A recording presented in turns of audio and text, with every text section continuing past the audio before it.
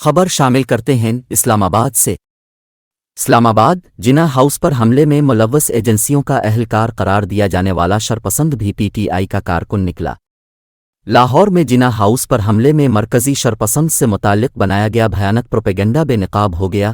شرپسند P T I کا کارکن نکلا جس کا نام عمران محبوب ہے، اور اس حوالے سے اس کے بھائی عرفان محبوب نے بھی تصدیق کر دی ہے۔